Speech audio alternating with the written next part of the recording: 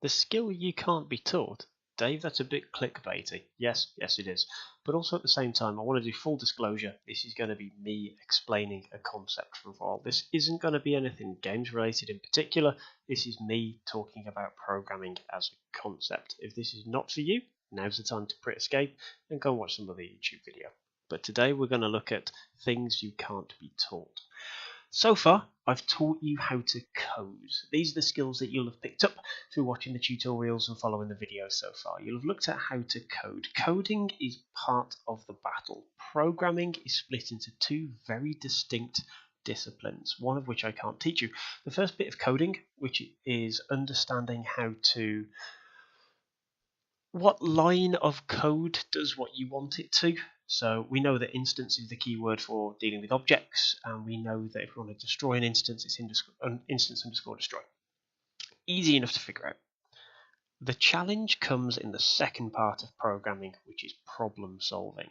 This is the skill I cannot teach you, is how to solve problems. Case in point, you are a delivery person, and you need to deliver 5 packages to 5 different homes, all of which are spaced differently in some capacity. How do you know which one or which is the most efficient route? How do you know your GPS has actually given you an efficient route to get where you're going? How do you know that is the best? That's a problem to be solved. Knowing how best to distribute your time to make sure you meet all of your deadlines, that's a problem to be solved. Knowing how to get as many objects as possible from point A to point B in the shortest possible time, that's a problem to be solved. Problem solving is, in reality, the most valuable skill you can pick up on this course, or in games, or in programming, or whatever. Don't forget, games is a unique form of programming, because unlike a lot of other computer programs, people are actively trying to break your code and break your system. That's quite unique. Very rarely will someone try and deliberately smash up a till in order to get it to do something it wasn't intended. Well, maybe that's a bad example. Some people do try that, but not your average person. Whereas with a game, everyone is looking for exploits. Everyone is looking to break it apart. Everyone is trying to find where the rules and the mechanics break down. Your job is to make sure that the mechanics are as tight and as well thought through as possible. That's problem solving.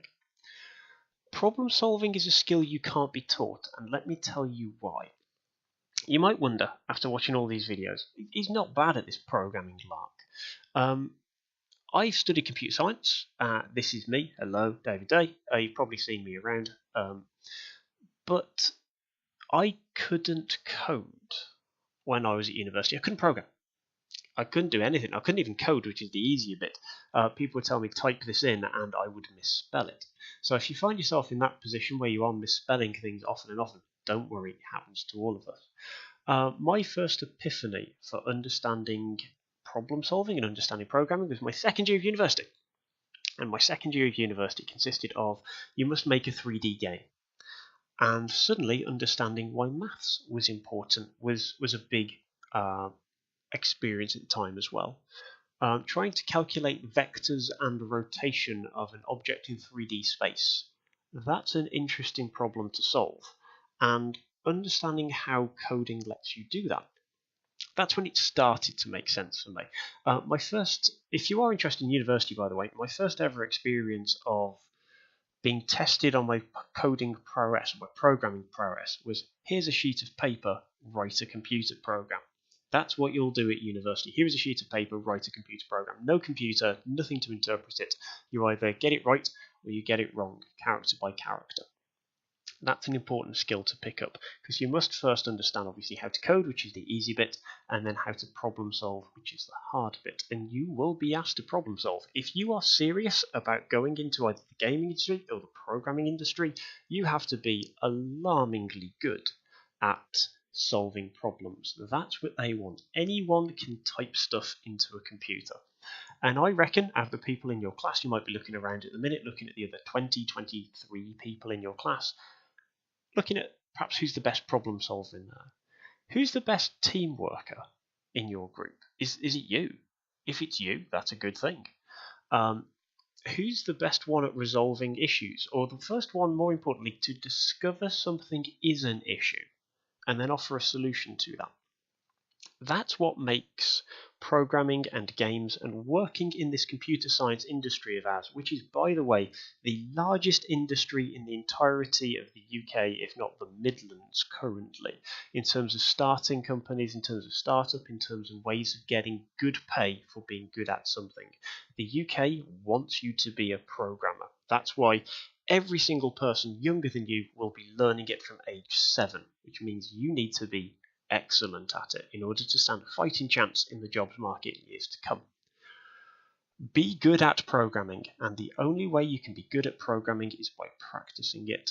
Hats off to the people that I've been speaking to the past couple of weeks that have said that for every day this week they've been working on a bit of game, either their own game or a bit of problem solving or a bit of something. Well done, you people, you will go far. If you're finding that you're doing a little bit in between each lesson, each gaming lesson, good, that's something you should be doing. Don't forget, we give you 3 or 4 hours per week in class to do some games development. To learn this properly, you should be spending closer to 10 hours per week doing that. Obviously, you can't do that in class. And it all very much comes with practice, with trial and error, and with the choice to fail faster. When you did the Board Game Expo back in the first few weeks, you've probably forgotten now the fail faster videos, but they absolutely are true. During this project, you will be disheartened, you will realise that gaming is hard, and you'll think, don't really fancy this. Don't give up on making a quality something, and that applies to all of your work that you do here at college. Always go above and beyond. Even if you don't think it's going to be great, always do the best that you can possibly do and don't accept anything else, because that means that you'll have so much to show for your 2 years at college rather than here's everything that the college made me do. You have a section of things here's the college let me do and I chose to take to the next level. Don't forget, the expo is going to demonstrate 2 In Touch Games who are going to come in and judge you, all of your peers, all of your friends, all of your teachers, the very best you can do when let loose for 7 weeks. The very best. Make it shine, guys. Good luck.